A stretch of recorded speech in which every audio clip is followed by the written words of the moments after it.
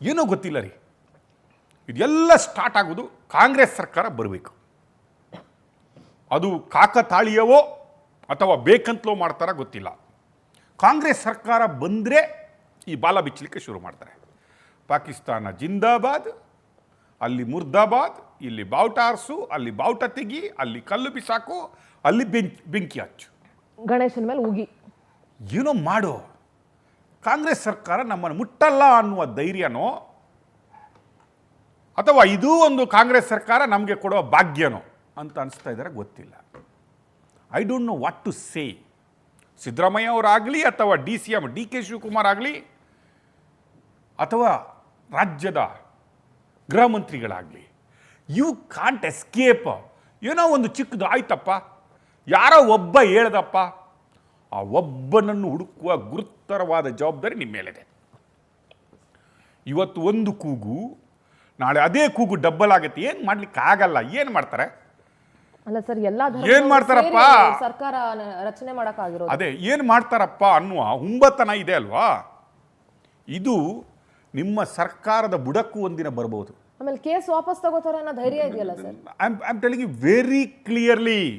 ಈ ಮೊಂಡುತನ ಇದೆ ಅಲ್ವಾ, ಈ ಓಲೈಕೆ ರಾಜಕಾರಣ ಇದೆ ಅಲ್ಲ, ನಾವು ಅವರನ್ನು ಓಲೈಸ್ತೀವಿ, ಅವರನ್ನೇ ಗುಡ್ಡೆ ಹಾಕ್ಕೊಳ್ತೀವಿ ಅಕ್ಕಪಕ್ಕದಲ್ಲಿ, ಅವ್ರು ಹೇಳಿದ್ದನ್ನು ಕೇಳ್ತೀವಿ. ಅವರಿಗೊಂದು ಕಾನೂನು, ಇನ್ನೊಬ್ರಿಗೊಂದು ಕಾನೂನು. ಈ ಓಲೈಕೆ ರಾಜಕಾರಣ ಅದು ಯಾವೇ ಧರ್ಮದವರು, ಯಾವೇ ಪಾರ್ಟಿಗಳು ಮಾಡಿದ್ರು ಕೂಡ ಒಂದಿನ ಈಗ ಅಕ್ಕಪಕ್ಕದ ರಾಷ್ಟ್ರಗಳಲ್ಲಿ ನೋಡ್ತಾ ಇದ್ದೀವಲ್ಲ, ಅದೇ ರೀತಿಯ ಪರಿಸ್ಥಿತಿ ಇಲ್ಲಿಗೂ ಬರೋದು ಹೆಚ್ಚು ದಿನ ಇಲ್ಲ. ನಾವು ವಿಟ್ನೆಸ್ ಮಾಡ್ತಾ ಇದ್ದೀವಿ, ನೋಡ್ತಾ ಇದ್ದೀವಿ ದಿನದಿಂದ ದಿನಕ್ಕೆ. ನಾನು ಹೇಳಿದಲ್ವಾ, ವಿಧಾನಸಭೆಯಲ್ಲೇ ನಿಂತ್ಕೊಂಡ್ಬಿಟ್ಟು ಪಾಕಿಸ್ತಾನ ಜಿಂದಾಬಾದ್ ಅನ್ನುವಾಗಲೂ ಏನು ಕೈಯಲ್ಲಿ ಮಾಡಲಾಗದಂಥ ಸರ್ಕಾರ ಇವತ್ತು ಶಿವಮೊಗ್ಗದಲ್ಲಿ ನಿಂತ್ಕೊಂಡ್ಬಿಟ್ಟು ಇವತ್ತು ಯಾರನ್ನು ಹೇಳ್ತೀರಿ?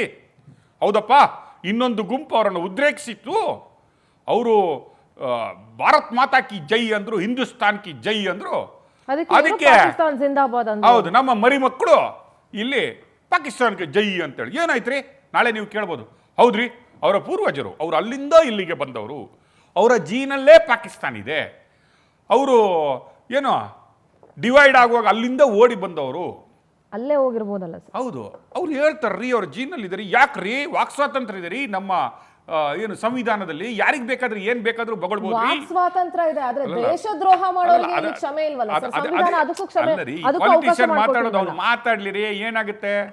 ಮಾತಾಡ್ಲಿ, ಏನು ಒಂದಿನ ಒಳಗಡೆ ಹೋಗ್ತಾನ, 2 ದಿನನ ಅವ್ನು ಹೀರೋ ಆಗ್ತಾನ್ರಿ. ಆ ಕಮ್ಯುನಿಟಿಯಲ್ಲಿ ಅವ್ನು ಹೀರೋ ರೀ. ಒಳಗಡೆ ಹೋಗಿ ಬಂದ ಕೂಡಲೇ ಏನಪ್ಪ ಅವ್ನು ಪಾಕಿಸ್ತಾನ ಜಿಂದಾಬಾದ್ ಅಂತ ಒಳಗಡೆ ಹೋಗಿ ಬಂದಪ್ಪ, ಭಾರಿ ದೊಡ್ಡ ಜನ ಆಗ್ಬಿಟ್ಟವನೆ, ಅವನಿಗೆ ಶುಕ್ರವಾರ ಸನ್ಮಾನ ಮಾಡಿಸುವ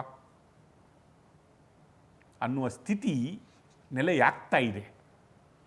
ಅದರ್ವೈಸ್ ಇವತ್ತು ಏನಾಗಬೇಕಿತ್ತು ಇಷ್ಟೊತ್ತಿಗೆ ಹೇಳಿ? ಅಲ್ಲ ಸರ್, ಕರ್ನಾಟಕದಲ್ಲಿ ಎಲ್ಲಿದೀವ ಅನ್ನೋ ಪ್ರಶ್ನೆ. ಅದೇ ನಾನು ಹೇಳ್ತೀನಿ. US ಅಂತ ದೇಶ ತನ್ನ ದೇಶದ ಮೇಲೆ ಇನ್ನಿತರ ದೇಶಗಳಲ್ಲಿ ಕೂತ್ಕೊಂಡು ಎಗೇನ್ಸ್ಟ್ ಏನಾದರೂ ಸೋಷಿಯಲ್ ಮೀಡಿಯಾದಲ್ಲೂ ಅವನೊಬ್ಬ ಕಮೆಂಟ್ ಹಾಕಿದ್ರೆ ಬಿಡಲ್ಲ, ಅವನನ್ನು ಬಿಡಲ್ಲ.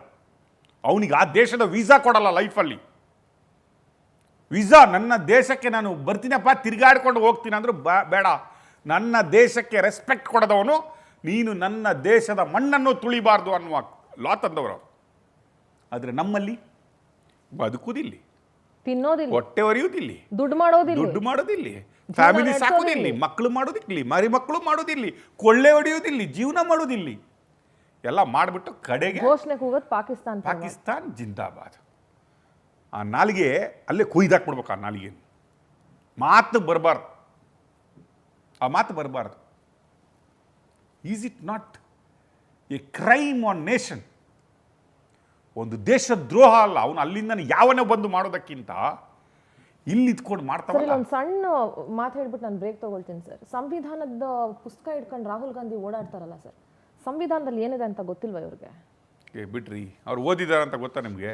ಬರೀ ಪುಸ್ತಕ ಶೋಗಿ ಇಟ್ಕೊಂಡು ಓಡೋದು ಬಿಡಿ. ಡಿಸ್ಕಸ್ ಮಾಡೋದೇ ತಪ್ಪು, ನಾವು ಡಿಸ್ಕಸ್ ಮಾಡೋದೇ ತಪ್ಪು. ಮೊನ್ನೆ ರಾಜಣ್ಣ ಏನೋ ಅಂದ್ರಂತೆ, ಇಮಿಡಿಯೇಟ್ಲಿ ಅಲ್ಲಿಂದ ರೆಸಿಗ್ನೇಷನ್ ತಗೊಂಡ್ಬಿಡ್ರಿ, ವಜಾ ಮಾಡಿಬಿಡ್ರಿ ಅಂತ ಹೇಳಿದರು. ಈಗೇನು ಹೇಳ್ತೀರಿ ಗಾಂಧಿಯವರೇ? ನಿಮ್ಮ ಸರ್ಕಾರ ಇದೆ, ವಿಧಾನಸಭೆಯಲ್ಲಿ ಪಾಕಿಸ್ತಾನಕ್ಕೆ ಜೈ ಅಂದ್ರಿ, ಬಾಯಿ ಮುಚ್ಕೊಂಡು ಕೂತಿದ್ರು ಅವಾಗ. ಈಗ ಶಿವಮೊಗ್ಗದಲ್ಲಿ ಜೈ ಅನಿಸ್ತಾ ಇದ್ರಿ. ನೀವು ಬ್ಯುಸಿ ಇರಬೇಕು ಬಿಹಾರದಲ್ಲಿ. ಅಲ್ಲ, ಲೆಟ್ರ್ ಬರೆಯೋರು ಯಾರು ಇಲ್ಲ ಇರಬೇಕು. ಲೆಟ್ರ್ ಬರಿಬೇಕಲ್ಲ ಅವ್ರಿಗೆ ಗೊತ್ತಾಗಬೇಕಾದ್ರೆ ಇಲ್ಲಿಂದ ಒಂದು ಲೆಟ್ರ್ ಹೋಗ್ಬೇಕು. ಆಗ ಇಮಿಡಿಯೇಟ್ಲಿ ಅವರು ಇಮ್ಮಿಡಿಯೇಟ್ಲಿ ಕ್ರಮ ಕೈಗೊಳ್ತಾರೆ.